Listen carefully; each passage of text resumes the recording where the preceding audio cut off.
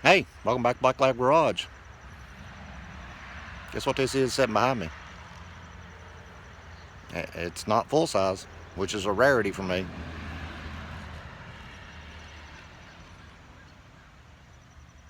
It's a Ranger.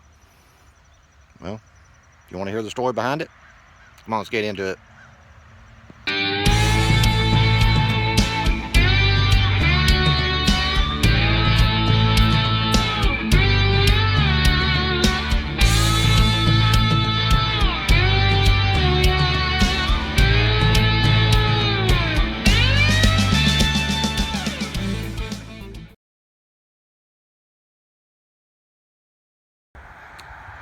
This Ranger actually belonged to a friend of mine. He bought it pretty much new, and it's an 86 four-wheel drive STX Ranger with 2.9 V6. The kicker is it has factory Ford roll bars, because that was options on the STX. You could get the factory Ford roll bars and the factory Ford brush guard.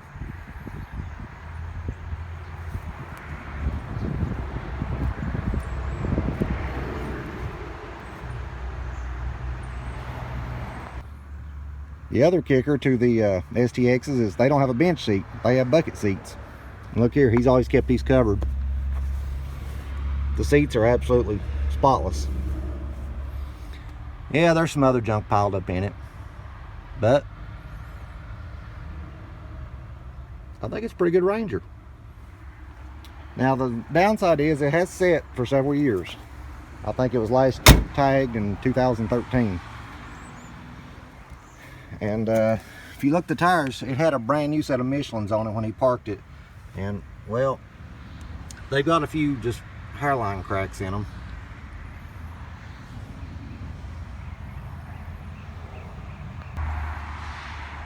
Now, normally it's a big red flag when there's an engine sitting in the back of the truck. But the engine in this truck runs, or did run. This was just an extra that he had. And the engine in this truck is not the original engine. He told me that he had a replacement engine put in it at the Ford dealership years ago. I asked him why he quit driving it. He said the lifter started ticking in it, which a lot of 2.9s have lifters ticking. That's just a common problem with them. But he said the last time he messed with it, when he turned the key on, he said the fuel pump didn't turn on.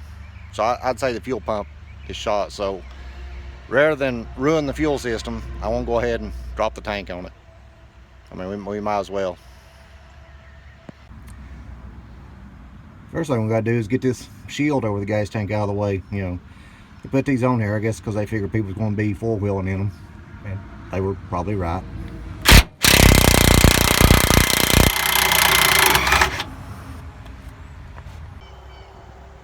Okay, I'm mad at y'all. You see me underneath here taking that gas tank skid plate and all that stuff loose. You didn't tell me that you have to take the bed off to get the gas tank out. Simply because there are two bolts, they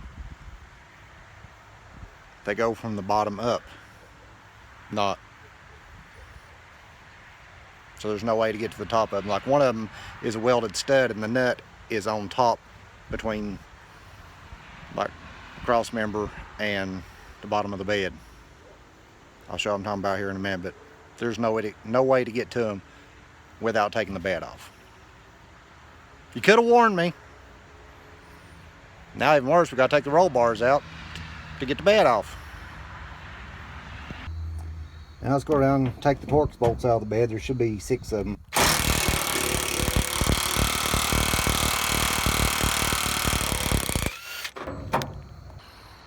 Unfortunately, I had to cut 2 of the bolts because the clips that the bolt goes down into broke. So I ended up having to cut them. Now the question is, how am I going to get this bed off here? I got nobody to help me.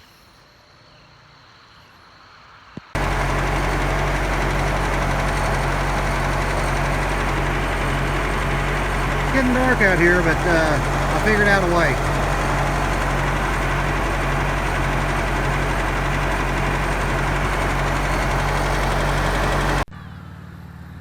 Well, my memory card was full apparently, and the camera kicked off while I was in the middle of soldering that. But I soldered the holes up, and then I went over where I'd soldered it with a thin skim of JB weld, just to not to help stop any leaks, but to fill in some of the pits that hadn't rusted through.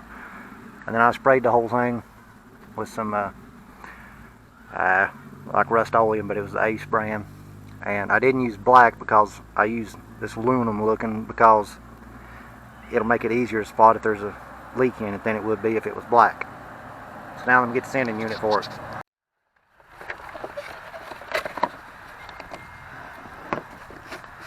That number look familiar? Genuine Ford is what we're putting in it.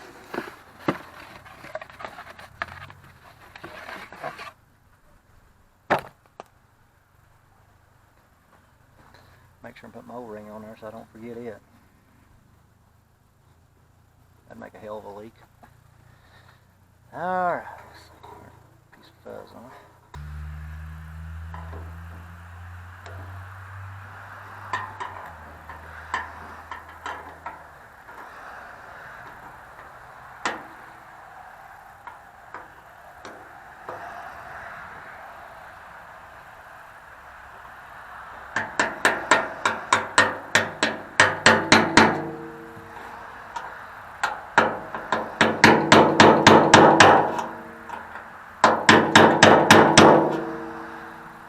You know what, we're ready to put the tank in now.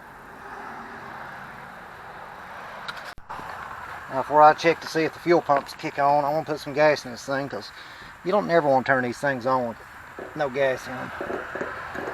That'll burn a fuel pump up real fast, especially the old style. Now the newer style that has the housing around the pump that keeps it, keeps fuel around it all the time, they're not as bad, although it's still a bad idea to do it. But the old style, it's definitely bad.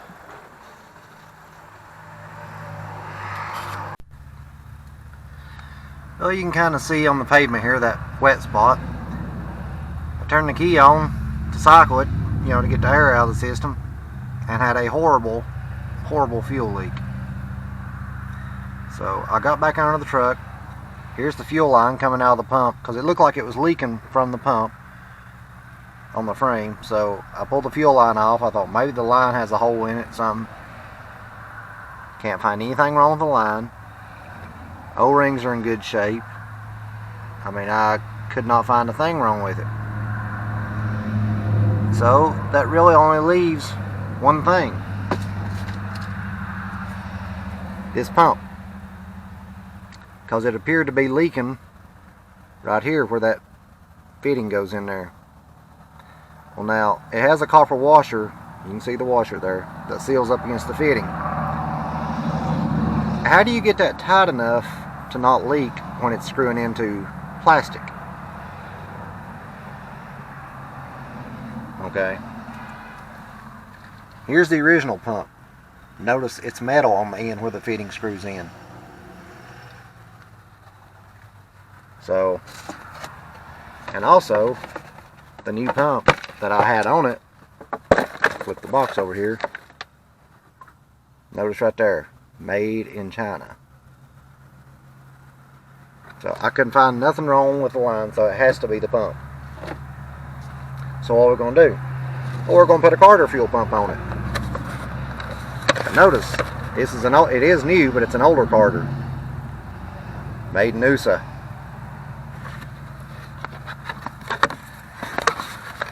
And look, it is metal on the end where the fitting goes in. So at some point in time, Carter switched their production and the pumps, which I had read that Carter bought out Airtex pumps, and that looks a lot like an Airtex pump, and that's probably what it is, because this one doesn't look anything like it. And you can see right there where it says Carter, made in USA. So let me swap these pumps out. Yep, once again, I'm becoming a master at swapping these fuel pumps out. And let me swap them out and we'll try it again. Hopefully with no leaks. Alright, let's cycle a fuel pump a few times.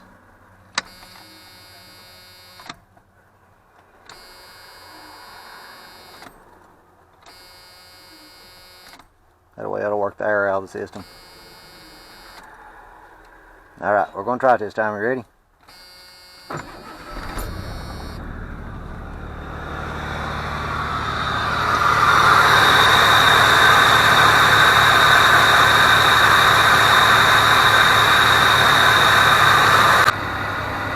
I'm really not believing this.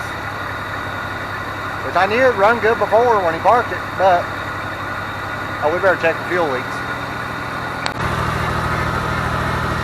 Nope, no gas dripping.